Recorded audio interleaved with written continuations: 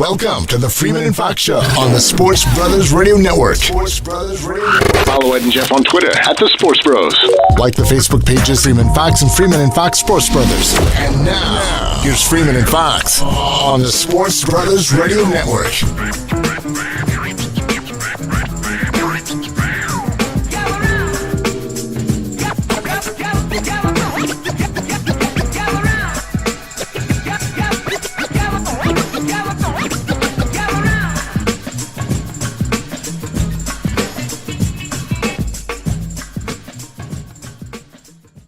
Freeman and Fox, the Sports Brothers here on 305 Sports Talk Radio Network, 880 The Biz. We are back and in full effect. Thanks to everybody who's been calling up and texting us and tweeting us and all of that stuff. And right now, we didn't know how we did know the only way we could start our return back. We had to do it in grand fashion, in grand style, and head out to our big brother, Mr. Stephen A. Smith, ESPN, the television network, radio, everything. He's doing his thing, Sirius XM. He is on with us here on 305 Sports Talk. Stephen A., thanks for taking the time on this Saturday, man. How are you?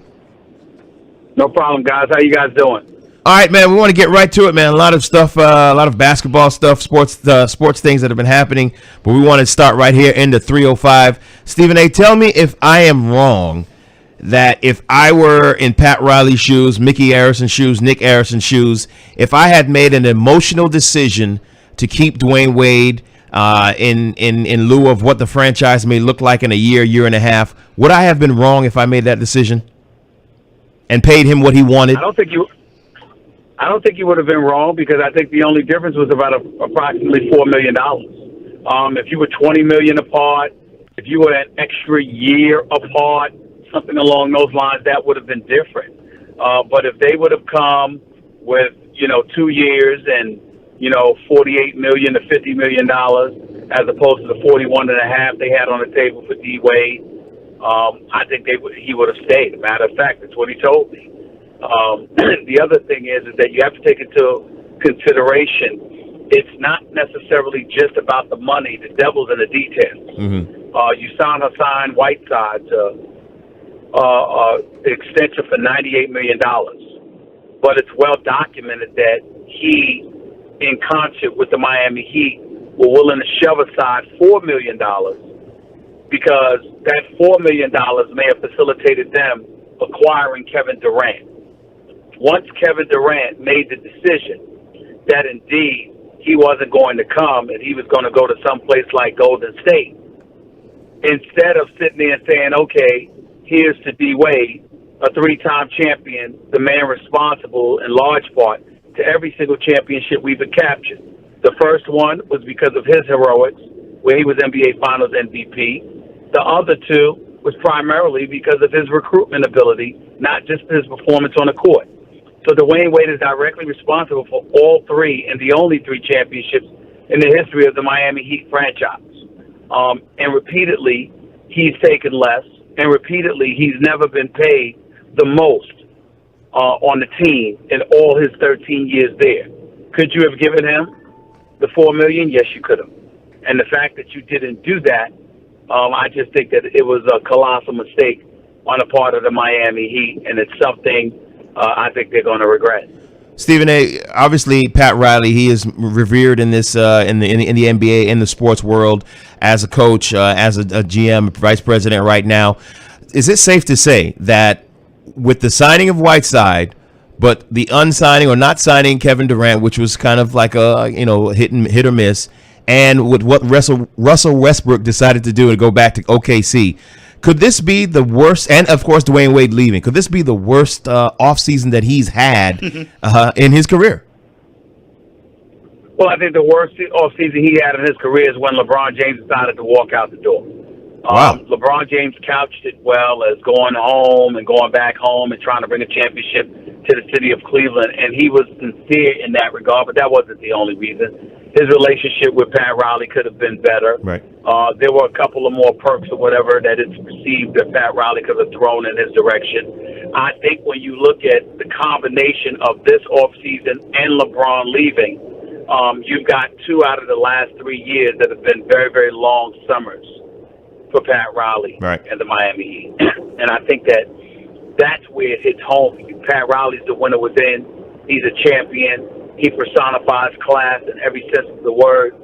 For him to be recognized as that individual, to preside over a franchise that's in South Beach, and you have stars walking out the door, that's not a good look. To know Pat Riley, you can't help but respect him because he commands respect. That's a given.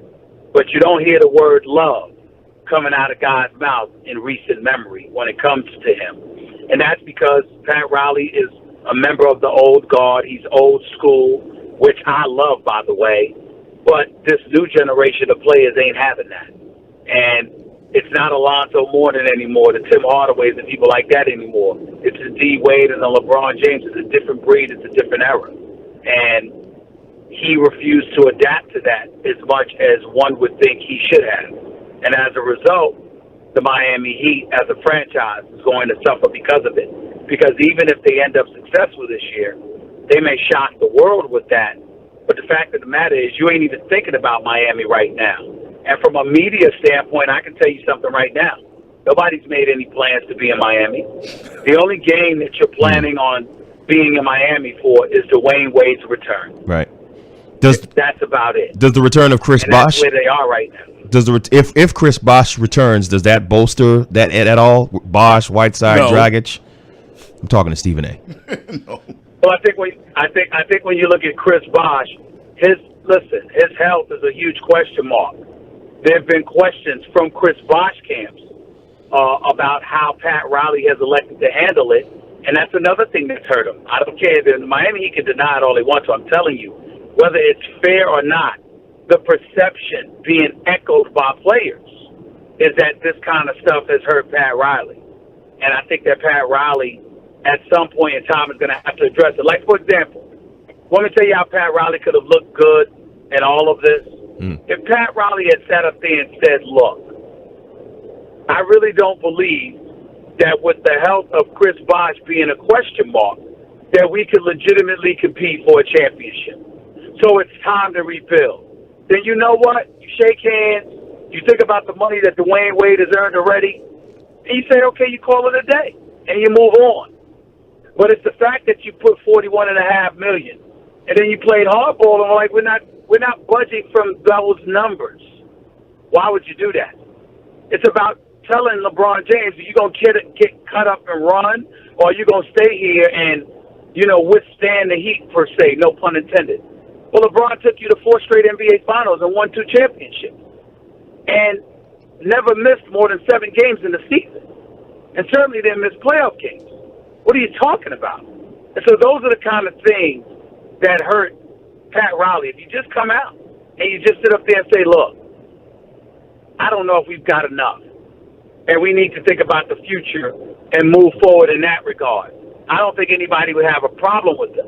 I think the problem is that the winner within doesn't appear to be that guy right now because he's not ingratiating himself well enough with the modern-day player and their modern-day thinking. And I think that's the challenge that Pat Riley has before him right now. You listen to the 305 Sports Talk Radio Network, Freeman and Fox Sports Brothers. And we're talking with Stephen A. Smith from ESPN.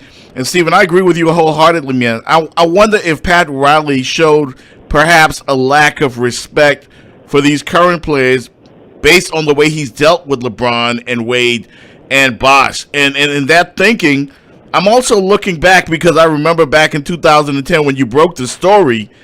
How much credit does he really deserve for the assembling of the Miami Big Three?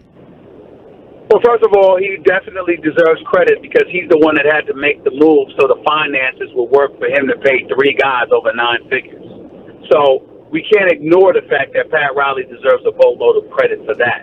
Nor do I think any of us should go as far as to say he's disrespecting guys. Look, here's how you have to look at this. Is Pat Riley we're talking about here. I don't think it's him disrespecting guys at all. I think it's him believing the guys should respect him more. You see the difference? Yeah. It's not like you're going out of your way to sit up there and diminish another individual or players. It's you, meaning Pat Riley, reminding folks in an effort to hold on to the power you've always had. It's reminding the guys, you are the one who personifies South Beach. You are the one who put this together. You are the one Mickey Harrison brought in the mid-'90s, who faxed your resignation into the New York Knicks, told them to go to hell, and went about the business of building this franchise. This is your baby, not theirs. You're the one who drafted D. Wade. You're the one who traded for Shaquille O'Neal. You're the one who got Alonzo Mourning from Charlotte and Juwan Howard from Washington. You're the guy that put all of this together. So it's not about him disrespecting players. It's just about that old guard that's been around for a long time, that's accomplished a great deal of things over the course of his illustrious career, that refuses to bend or break to the, at the mercy of the modern day player. That's not who Pat Riley is. That's not how he's been built. It might be wrong and a wrong form of thinking in a lot of people's eyes, but in no way does it mean he's disrespecting the players. It's him being that old guard, refusing to adapt to modern times. There's a difference. There is a difference. Stephen A., the Michael Jordan, LeBron James talk dominated the week. I saw your comments on that. Will we ever allow anybody to ever be on MJ's block? And based on what LeBron did in the finals the last 2 years, I mean, shouldn't he at least be worthy enough to be engaged in such a conversation? Well, first of all, he is in a conversation. Secondly, he's worthy of it. And third, he is on the block. He just ain't the head of the block association. That would happen to be Michael Jordan.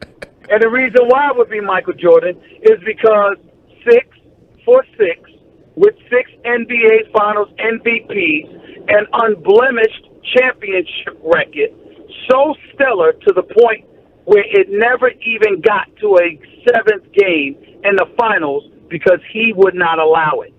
That's what we're talking about here. Inevitably, when you talk about LeBron James, you talk about his maturation. He deserves all the credit in the world. He is the preeminent superstar in the world today, a global iconic figure in every sense of the word. LeBron James is all of those things. But the operative word and the key word in any conversation you have about LeBron James is the word maturation. He grew into this. Why do we know this? Because we remember the sweep at the hands of the San Antonio Spurs. Not his fault at all. But we definitely remember the loss to the Dallas Mavericks, where he collapsed in 4 consecutive fourth quarters of an NBA Finals and allowed the like of J.J. Barea and Jason Terry to guard him. You don't get around that. You remember that forever. It doesn't mean you hold on to it to the point where you denigrate him, but you do hold on to it to the point where you remember they could have never pulled that off against Michael Jordan. That is the difference, and that is why LeBron James is on the block, does deserve to be in the conversation. But does he ever usurp the GOAT that is Michael Jordan? Absolutely not. I'm going to challenge you, Stephen A. Smith, and I can't believe I'm doing this, but I'm going to challenge you on this because I think that LeBron James, if he can, and there's nobody in the East that's going to stop the Cavs, I think, the next 2, maybe 3 years. If he can win at least 1 or 2 more, that would make him, 5 and 4 in the finals? Absolutely more finals than Jordan's been in. You would have to revisit that conversation, wouldn't you? Well, I don't. I don't have to do a damn thing I don't want to do. And I won't do that. And I won't do it for all the reasons that I just mentioned. Yeah. I specifically said to you the word maturation for a reason. Because no matter what LeBron James pulls off, he will have matured to that point. Where Jordan came into the league with that eye of the tiger. Kobe went to 7 NBA Finals. That was more than Jordan was in. I don't see anybody talking about Kobe, and Kobe has 2 more rings than LeBron. But we ain't saying that about Kobe, so why are we saying that about LeBron? Because the East has been relatively weak, because he teamed with D. Wade and Bosh and went to 4 straight NBA Finals, because the last 2 finals that he went to was when the East was considerably weak again and the balance of power had shifted to the Western Conference. You can give me all your reasons all you want to. But at the end of the day, as great as LeBron James is, you will never get me to concede that he usurps the GOAT, because where he has elevated to is where Michael Jordan was all along. So you're going to forget. And by the way, forget. Hold on. By the way, Michael Jordan came into the league when Doc and Moses and Andrew Toney and Cheeks were in Philadelphia, when Larry Bird and McHale and Ainge and Dennis Johnson and Cedric Maxwell and the boys were in Boston. When Isaiah and Lambert and Sally and Rodman and Benny Johnson, the microwave, and Joe Dumars were in Detroit. Maybe LeBron would have a better argument if he resided in the West. But that hasn't been the case. But you just brought it up. Those guys that Michael Jordan had to go through, he had to mature as well. He got beat up every year by the bad boys. He had to get to that point. LeBron has taken lesser teams to the NBA Finals, Stephen A. That has to count for something. It doesn't. And you can argue with me all day. And if you want to make good radio by arguing with me about it for the next few minutes, you can go right ahead. I'm telling you that my feelings ain't changing because, again, everything that I just said. And it wasn't about Michael Jordan maturing. It was about Scottie Pippen maturing. It was about the help that he had around him. Nobody ever had any questions about what Michael Jordan could do. It was the guys around him. We did have questions at one time about what LeBron James could do. Could he hit a key free throw? Could he make a perimeter shot? Would he defer too much? Why wouldn't he take the bull by the horn and go in attack mode? These are the issues and questions we had about LeBron James. We never had those questions about Michael Jordan, no matter who he was going against. We had questions about his supporting cast. We all need to remember that. Stephen A. Smith on with us here at 305 Sports Talk Radio, E.W. Freeman and Jeff Fox, Sports Brothers, Gigi Fontaine. Last question for you before we get out of here, Stephen A. If KD, and we all know how you felt about KD going to Golden State, and I couldn't agree with you more. If he wins this Olympic gold, which I think is a foregone conclusion, and is a driving force behind Golden State possibly winning a ring next season, how will the skeptics feel about him then? Will he be put on, I guess, will he get a little bit more respect, do you think, in the eyes of the skeptics? No. And the answer to that is because he already has a boatload of respect. Regardless of what we feel about his decision, Kevin Durant is one of the top 3 players on the planet. Agreed. Nobody questions that. Kevin Durant is a superstar of the highest order, and he is no joke. He can average 30 in his sleep. You know that. So it's not a matter of him getting more respect. It's a matter of, you have to understand, we're not getting on him because he's not great. We're getting on him because he is great. So why did you have to join such greatness in the Splash Brothers and the Golden State Warriors after you just lost to them? If he beat them and he had gone to Golden State, I wouldn't care. But it's the fact that he lost after being up 3-1 and then to turn around and immediately go to them. Yeah. Not a good look. It's the weakest move I've ever seen by a superstar, and I stand by that. But it doesn't make me lack an appreciation for his greatness as a player and to respect his talents demand. He is a superstar. He's not a bad guy. He's not wrong for leaving OKC. But to go to the team that knocked you off after you couldn't close them out, 3-1, being up 3-1, and after a legitimate argument could be made that you were the one who wet the bed and choked in Game 6, it's hard to respect that particular move. But that's the only issue. It's not about him leaving. It's about the fact that he chose to go to Golden State, the team that beat him.